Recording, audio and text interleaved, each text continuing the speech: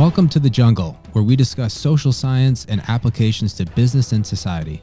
My name is Doug Lepisto, and I am co-founder of Sleeping Giant Capital and the Center for Principled Leadership and Business Strategy at Western Michigan University. Today, my guest is Dr. Dacher Keltner. Dr. Keltner is a professor of psychology at UC Berkeley and the director of the Greater Good Science Center.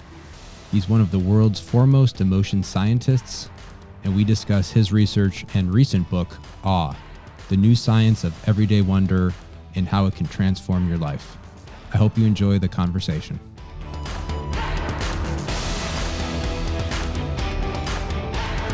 No, so super excited to chat with you. I think I came across your work just some of the social science, but then had a chance to read the book, and it's a great. There's so much to like about your book. Before we get into it, though, I'd love to start with your bio.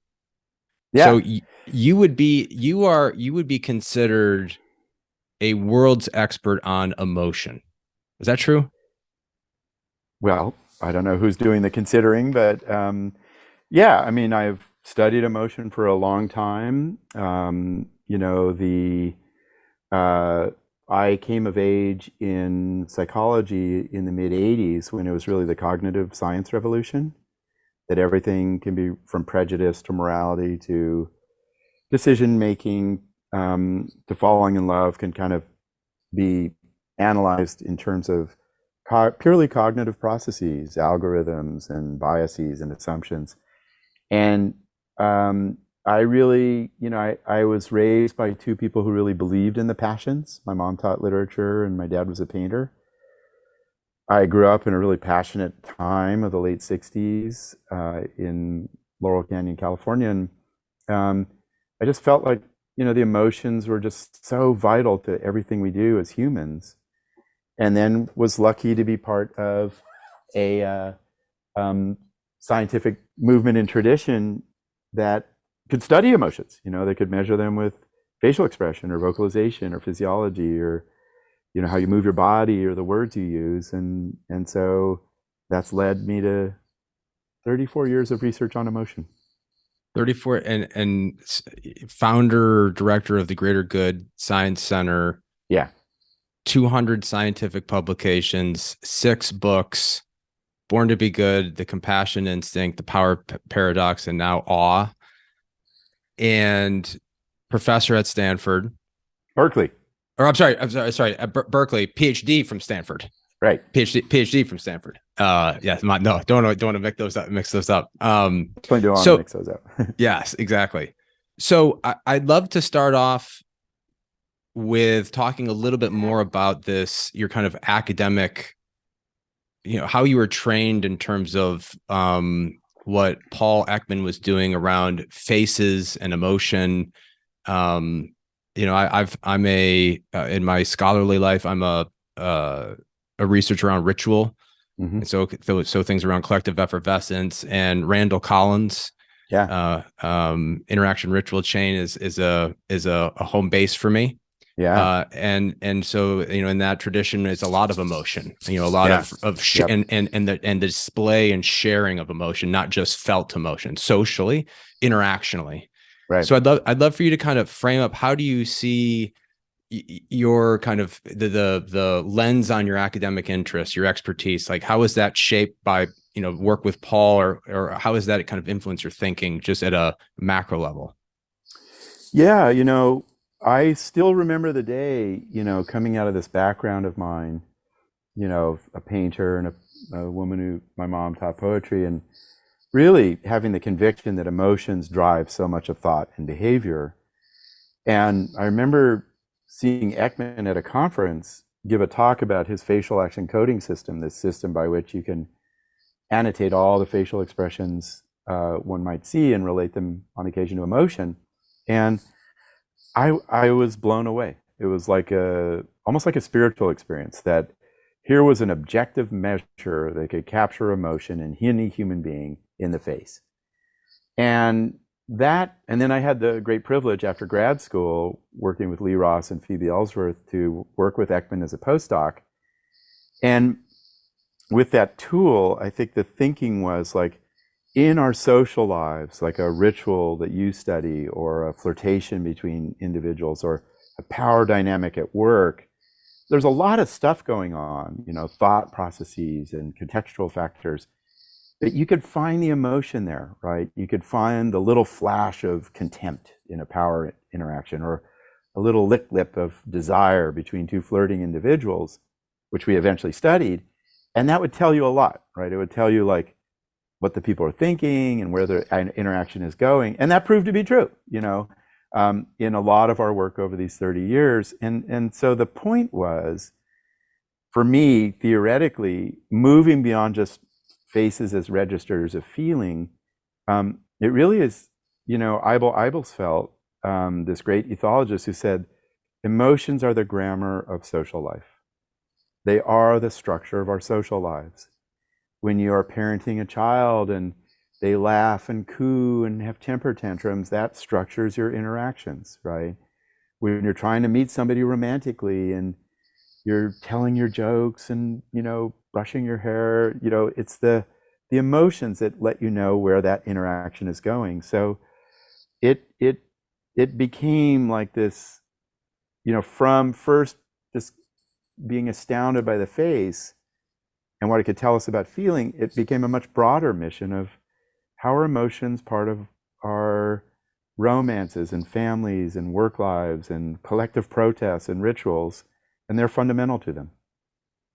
So I'd be curious what you think about this kind of interpretation of your book in this kind of more bigger context around your research interest. Is at least in the case of awe, it seems like you're showing us that emotions matter. Emotions are in the body. Yeah. Things happen beyond and outside the self. Yes. And this is all happening in a group. Yeah. That usually is moving somehow. Yeah. And so when you put all those together, it really orients us as a package into just a totally different way of thinking about behavior, emotion, interaction. Is that a fair characterization? Yeah. I mean, I think it's especially fair when we get to awe and the collective emotions, right, that are relevant to things like you study, of Doug, like of rituals. You know, a lot of emotions are about the self, protecting the self, right? Fear often is like, is my body in danger? Disgust is that toxin going to affect my nervous system? Shame is like, am I Dacher living up to the standards that of people whom I care about? Awe is really different. It's part of this collective set of collective emotions like ecstasy and collective rage, and you nailed it, Doug, which is that these are emotions that sync you up with other people. You start seeing the world in a similar way. They're in your body and you share those bodily sensations. In awe, it might be the chills or the tears. And critically, and I love your phrasing, which is they're about being outside of the self, right? Awe is about, how am I part of this collective? How do I share values with these people? How can I sync up my behavior in a cooperative fashion to get better work done? All findings related to awe. And, I approach this from recent thinking and evolution that, our defining strength is our sociality, is to be collective, is to synchronize with others. Mike Tomasello and David Sloan Wilson and others writing about this, our lab. And awe is this amazing emotion that makes us effective as team, as part of a collective. So let's drill into awe. Yeah. So awe is the feeling of being in the presence of something vast that transcends your current understanding of the world. I thought it was fascinating that I hope I'm pronouncing this right. The etiology of this word, yeah, relates to fear, dread, horror, and terror. Yeah. And how contextualized when language came about to this, evolutionary emotion, it was in the context of things that are more vast and mysterious, but that were dark. Yeah. Can you talk a little bit more about that? I think it's fascinating. Yeah, and underlying your question, Doug, is just a notion that, we use these words to describe experiences, Mm. But meanings of words change over history, right? And awe has this etymology of Norse and Old English from the 8th and 9th century, where people started to say 1200 years ago, it's dread and fear and terror. But those were very violent times, and life was short, and there were famines and plagues and torture and wars with fatality rates that were unprecedented, and and so you had a lot of life was vast and mysterious and horrifying, and this word arose, right? But now we're 1200 years later, and society and history have changed. The world is less violent. We live much longer lives. We don't die as readily of starvation. Our kids don't die so readily when they're young. And awe has changed in its meaning. And today, a lot of our data suggests that most of awe is really positive. It feels exciting and curious and filled with wonder and wanting to approach what you see and explore. So awe is always changing as a concept. It's interesting. I worry, like, the awe that I felt as a 20-year-old for nature 40 years ago, now young people it's mixed with dread, right? You see a beautiful forest and you think, wow, I wonder how much of that forest is dying because of climate crises. So awe and what dimensions of experience the word is capturing is always changing. And that's part of our challenge in understanding the emotion. So the notion of finding dread in Yeah, a forest, yeah, I think, speaks to a quote you had here, page 96. In our 21st century life, we have lost occasions for a collective awe. yeah, So, yeah. how would you characterize the times as it pertains to both individual and collective experiences of awe? Thank you for asking that question. And I think you're the first to ask that question in 4 months of talking about this book. I think it's one of the most important questions. If you read anthropology and history, you get a sense like a lot of our life 500 years ago, there were a lot of problems with it, but there was a lot of being together, right? And often when you visit certain cultures, you get a sense like, wow, they're just together a lot. They eat together, they share food together, they go to a religious ritual together, they cheer sports together, they picnic together, they raise children together, right, as collectives, etc. And that probably was what most of our evolution was like.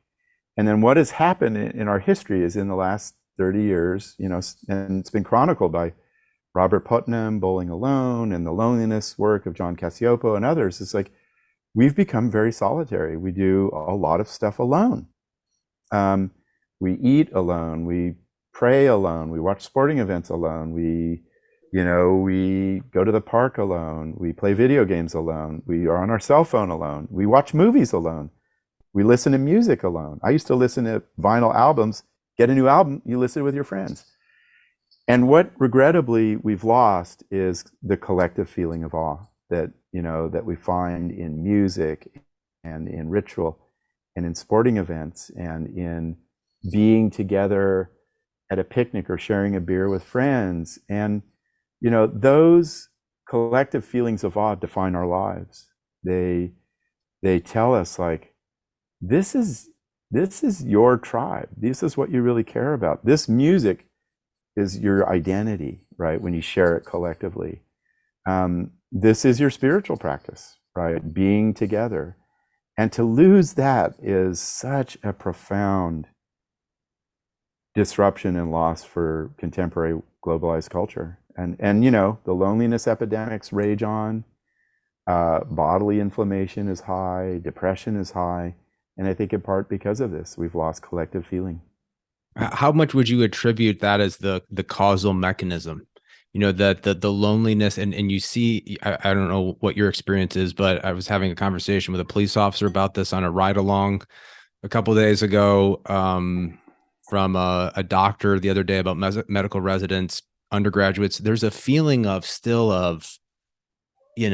that they've lost some juice. I Yeah, talk about the yeah. juice. They've lost some. There's lost some juice. And what's interesting is I think about and I'm going to mispronounce his name, Nicholas Christophus at Christakis, Yale. yeah, Talks at Yale. I mean, the kind of the notion of these kind of that history says that after pandemics, we have this joie de vivre, a collective effervescence. Everybody's back together after the plague. And yeah, so you would almost anticipate that it feels like COVID is over. A lot of the mandates are gone. The masks are gone. We would be back to this joie de vivre, and yeah, we would be swimming in awe.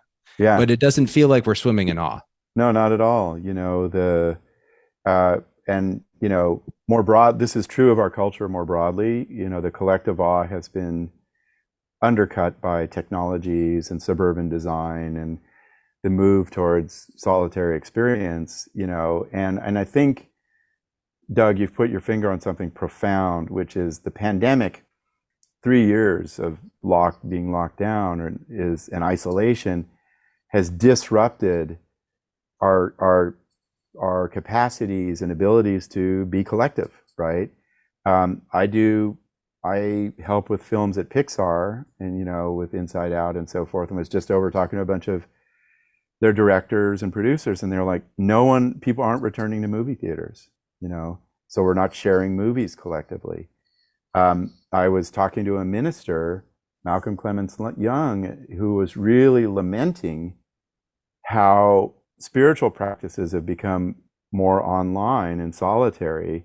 And he observed there is nothing, meditating and prayer are great, but they are different when you do it with other people, period.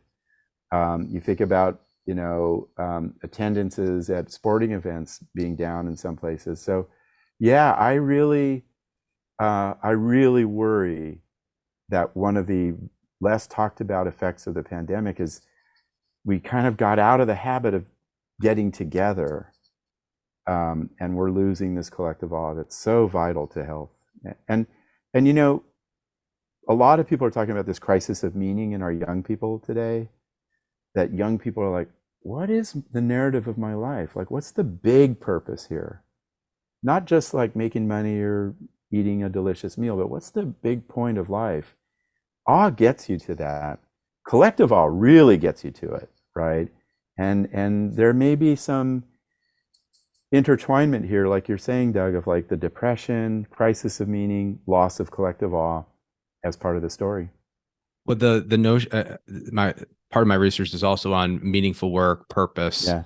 and one thing that I found in a study I published a couple years ago, paper on ritual, was, the feeling of meaning. Having meaning is a felt emotion that then gets discursive labeling, after the fact, more of that kind of, dual process kind of notion, right? We kind of intuit and feel something meaningful, which is often, the way I read your book was like, that's awe, right? Yeah. And that's that feeling.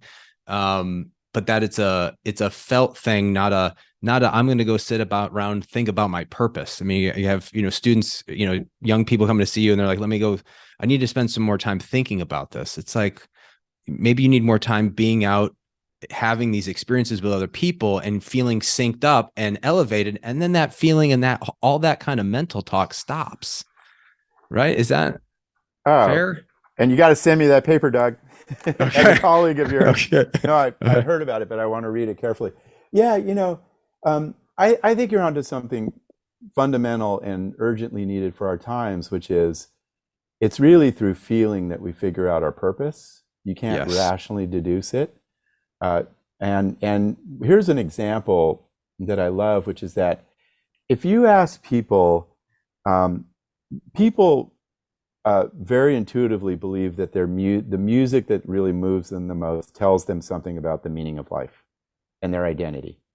Yeah. And when I teach awe to any kind of group, I often ask people to illustrate this, talk about an experience of awe in music where you really discovered what you care about in life, right?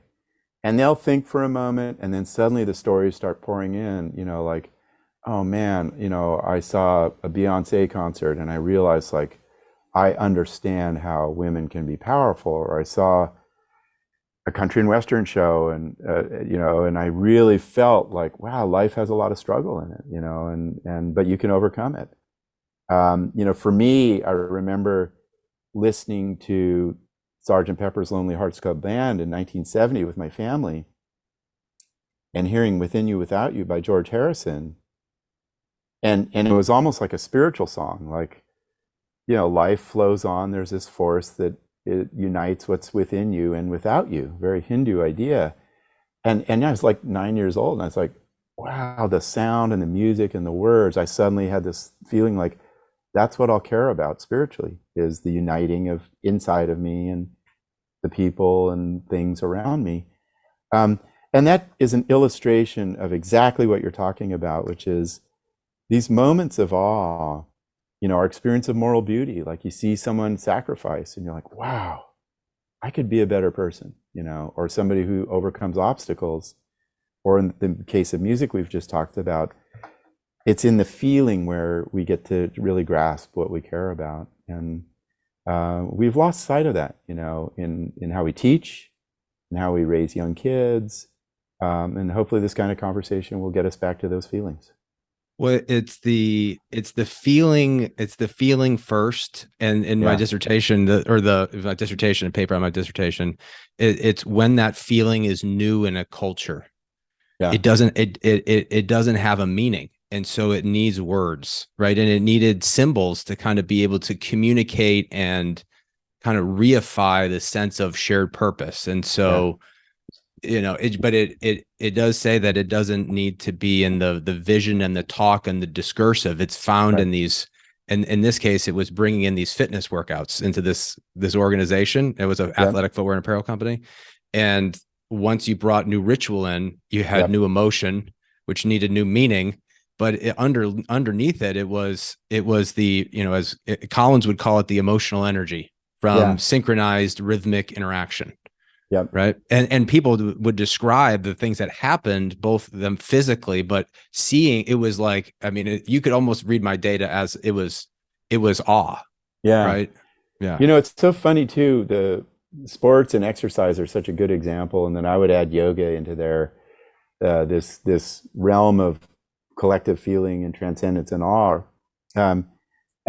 We often don't realize how powerful this collective effervescence and synchronized feeling is in these sporting exercise contexts, and how much meaning it gives to us. I used to play pickup basketball 3 times a week, 25 years, till my knees kind of wore out. And I miss it profoundly. And I don't miss like getting a rebound. I do on occasion, making a good pass, hitting the jumper. I don't miss winning or losing. I don't really even remember that. What I miss is the ritual and the collective feeling, just like forming a team, fist bumping, chest bumping after a good play, laughing, joking, contesting, moving together. I miss the collective awe. And so good lesson to return to it whenever we can. It is. So let's talk a little more macro, and then I'd love to talk about more, some of the benefits of awe, and then continue this conversation, which is, how does it show up in organizations? Yeah. And how does it show up in groups? So at one more kind of more societal question for you. So do you anticipate then new institutions and organizations in society that take on this kind of awe capacity that are not religious? Are we going to see educational institutions that are more in this kind of wellness mindset of which awe sits? Yeah. And the center work that you do. How do you see society adapting to this? Because there'll be entrepreneurs and there'll likely be new forms or the changing of old forms to include this. How do you see that playing out? I think it's going to be profound. It's already happening, since publishing the book. We're building an awe course for educators. How do you build an awe mindset into the classroom? Mm-hmm. In the medical field, people are talking a lot about how awe-inspiring anesthesiology is, and end-of-life care, right? It's just filled with mystery and awe. How do we build these principles of awe into that? I think that there will be, no doubt, awe-based, given the benefits of awe-based approaches to organizational life? How do you make it more collective? How do you make it more ritualized, which you work on, or a sense of deep story? You know, the awe and as an intentional focus of nature is going to be huge. You know, nature-based contemplative practices that cultivate awe. A lot of the mindfulness movement really focuses on the breath and, you know, your body, and it's huge and it's important. And we've forgotten our relationality to the natural world. One of my collaborators, Dr. Yuria Solidwin, is indigenous, works at the United Nations, has this concept of ecological belonging, of we are nature, we are part of ecosystems always, by definition. And we don't realize that. Awe makes you see that, like, wow, I'm out in this meadow and I just feel like I'm part of the meadow and the life here. That's true. And so we need a lot of nature-based institutions are reorienting toward awe. You know, 360 million people visit our national parks each year for awe, right? And so to raise the intentionality of that and to allow people to have those insights is going to be really good news for our health as a culture. So you see some positive signs, which is great, around adoption. Oh yeah. Right. Of awe. And I imagine in your line of work, you see instances where people say, that's very woo-woo. That's very new age.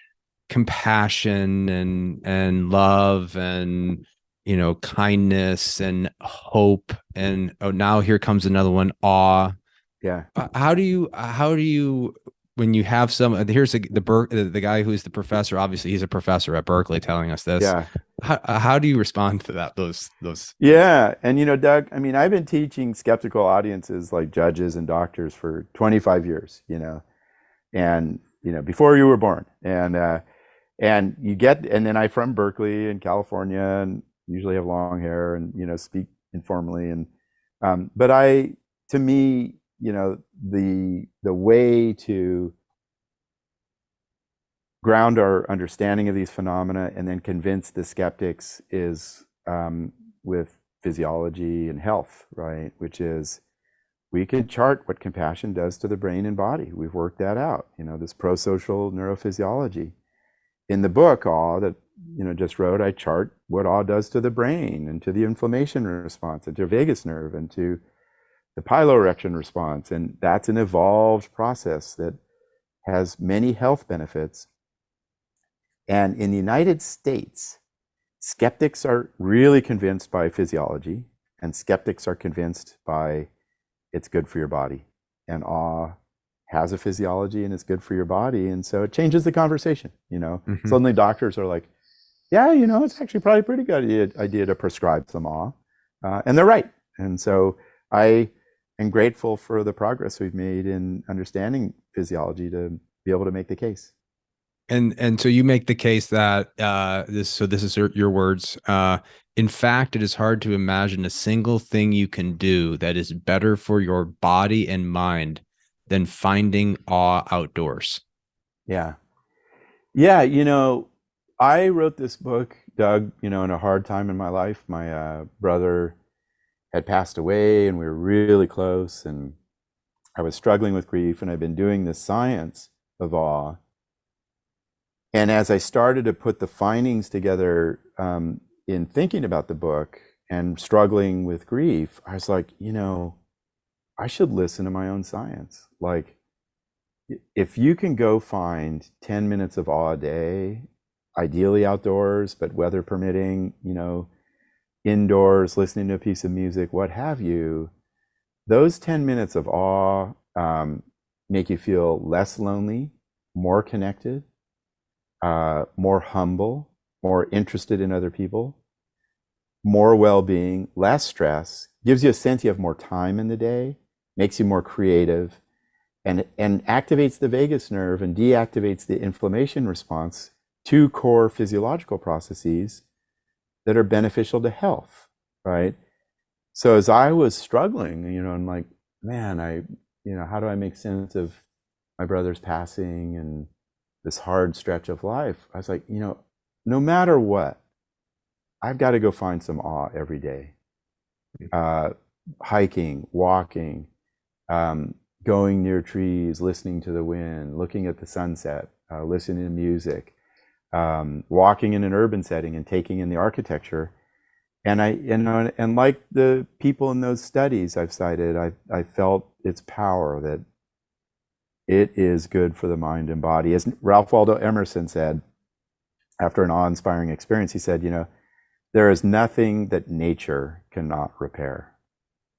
And what he was saying is, this awe outdoors helps our mind and our bodies.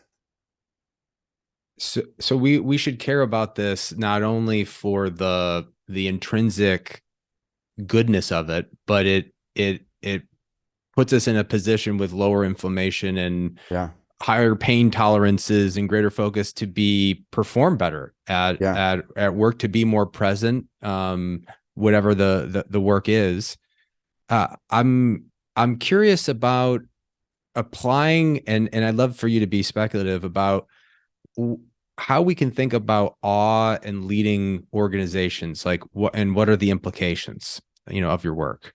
So, and I thought the awe walk was a great example of, there's a very, and that's what I think is really just, kudos to you and your team at the center, the pages that you guys have set up that has what the practice is, how to do it, the science behind it, a podcast of it, and a little quiz on it is just a phenomenal setup. It's a phenomenal setup. Thank you. But the awe walk is, I think, a great micro ritual practice that you can put into place, and folks can see that online. Yeah. But I'd love for you to think about what are then the practices or structures that leaders should be thinking about if they want to bring awe into their organizations. Yeah, and I really would, I actually teach awe to organizations of different kinds, like did a lot of teaching to healthcare organizations during the pandemic. There are a couple of ways to think about it, like if you're leading a team and how do I build awe into it? And one is the more micro that I write about in the book, which is there are a lot of awe practices that and they're growing daily, right? Take an awe walk with your colleagues, share a meal outdoors with your colleagues or by yourself. There are groups, medical doctors who listen to music together, share a moment of music that's together. One of my favorites that almost any organization can do is tell a story of awe from work. Just like, what was amazing about work in the last month that brought you some awe? Another great one is, and I just taught this to an organization in publishing, which is reflect on a mentor at your work who really changed your life. Someone whose moral beauty really transformed your work. And suddenly they're like, well, let me think about, oh my God, when I first joined this organization, this senior manager told me these, stories about her early days and changed how I work. So those are the micro elements that are easy to get, from awe walks to telling stories of awe. And then, your work is really part of a second kind of recommendation, which is think bigger, right? Think about the structures of work where you can find awe. Narratives, storytelling, right? Leaders should really be telling stories about core values and the origins of the organization, the best things that are happening, the acts of moral beauty, right, that happen in organizations. Think about rituals that can bring awe, be it the dinner out together, the softball game, the camping trip, the Monday night football, whatever it is. So stories and rituals are foundational. And then, if you want to get really wild, you can think about collective movement stuff, get teams together and do movement exercises. Those are all pathways to awe, both the micro and the macro, that organizations are starting to think about. And the final is just awe design, think about the physical context. How could you build some awe in terms of color and plants and, music and so forth. So I think it's it's going to be a big industry in the next 10 years. Let's focus maybe on leader communication. You mentioned that. Yeah. I find this in my teaching as well. I'd be curious what you see in your work is, if you want to bring across an emotion in a room, Yeah. it's really hard to do it unless you're not experiencing it. Yeah. And so almost an implication for leaders is we can recommend the words to, again, back to emotion versus, in the moment versus the words to say that. I mean, are leaders almost in need, if they want to teach and communicate awe, that they need to be able to experience it, not on demand, but be able to enter into that emotion to be able to really bring it across effectively? Yeah, I think so. And, when I teach leaders, I do a lot of reflective exercises that are about awe, that we've partially talked about, like, think of a moment of inspiration about what your company does that is inspiring. Think about an individual story of awe in your organization. Think about the mentor. Think about the kind of the moments in team meetings that bring you awe, and then through that reflection where you're really feeling it, you get to, this is what I want to give to the people I lead. This is how I want to do it. This is the kind of story I want to get us to be sharing regularly, or this is the kind of ritual that matters to me, and that's part of leadership, is that inquiry, and awe is a great pathway to thinking about practices for teams. And I bet you see then in your work on awe and others that so much of how you're going to be effective in even your consultation with that organization depends on the flexibility or openness of the emotion display norms. Yeah. Because even that experience, again, back to that sharing of emotion and being in that room, that it's hard to get the group into a place if we can't all share and see we're in the same place, so we get synchronized. Yeah. And when we start talking about awe, I can imagine folks who are running companies, they're thinking to themselves, they run a small business, they're like, ooh, this seems like a little too, I don't know, does it seem too spiritual? Does it seem too woo-woo? And we're going to talk about this. Well, I need to get my group kind of comfortable for that. Yeah. Do you see that? Yeah. Oh, yeah.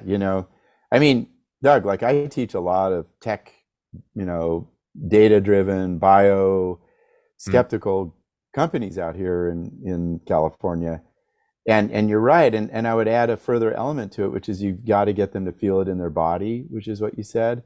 So I do a lot of, I have some great collective synchrony exercises, where you have to mirror each other, you mirror in collectives, you do practices all standing up, right? Mm-hmm. You share stories with other people instead of writing them down. Get them to embody and feel it. And I had 400 federal judges doing a collective movement exercise, and after it they were hugging each other and they were like, that's the most amazing experience I've had in 17 years. So yeah, you got to get people to feel it and to embody. There's this great picture of the organization I did my research at, that everybody was holding a plastic tube above their head outside doing a squat, and there was probably hundreds and hundreds of people. And they all talked about it, that they described that those experiences that they did as an organization as almost like it had they use terms like fire. Yeah. Like it had this intensity of emotion, and it spread. Yeah. It was just from moving their limbs in ways. I mean, it's just so simple in some ways. Yeah. I know, and we forget that as we sit in cubicles and sit at desks and look at our laptop. I was also thinking about some other ways that awe is likely really positive in organizations and high performance organizations. One of the riddles in the creativity literature is that, and I was just talking to a colleague, Bess Rouse at Boston University, about our conversation and excitement about our conversation, but her work on psychological ownership. And when we create, we tend to, because of that involvement, extend the self into the creation. Yeah. And it's interesting to think about, and then you have is when the feedback comes in and the self is extended or the idea needs to transfer, now we have challenges organizationally. How awe could really be a practice for designers or creators Yeah. before they actually do their work. Oh yeah.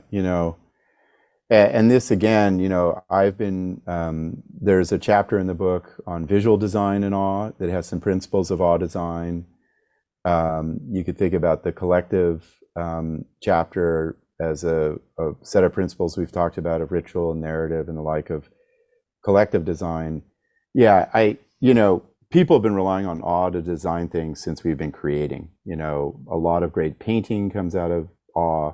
A lot of architectural design comes out of awe. A lot of landscape design, park design comes out of the view of the world that awe brings to us, and that is going to be an interesting development from the emergence of awe. I've been talking with designers and museum folks and schools about what are some principles of awe design that we can just build the physical environment, build the social environment in ways that bring about this emotion. And I think it's going to be good news, I review some of the data in the book, Awe, where in urban settings, if there's more awe and beauty, you're healthier physically, right? So I think that's going to be a really interesting development, is awe design coming out of awe design. Yeah, awe design. Awe design. Well, I think the other really fascinating thing about awe is there's a lot of research on sense making and things that violate our expectations, right? And then we're triggered to get cues and label and make interpretations because things are violating our expectations, and usually it's doing in ways that are unpleasant. Yeah. Right. That it's a surprise. But what's interesting about awe is it has a pleasurable, it seems, quality to that frame break. Yeah. And I love the idea that it makes people almost more comfortable with mystery. Yeah. Which I think has huge organizational implications for how you think about, being willing to be innovative and take creative challenges. That if you're okay with mystery, that's adaptive. Yeah, and when I was writing this book, Doug, that word just kept coming back to me. Mystery. We don't know. We don't know why music can make us cry. We don't know, but we feel awe, and it points to some answers. We don't know, the ultimate aim of evolution. We don't know why people die, or what happens after. And all of those are sources of awe. We don't know why someone would sacrifice their life for a fellow human being. So awe is intertwined with mystery. Mystery is the engine of awe in some sense. Charles Darwin, when he was writing his theory of evolution, just kept being awestruck by nature and refining his thinking about his theory of evolution by natural selection. And it was mystery that drove that creativity.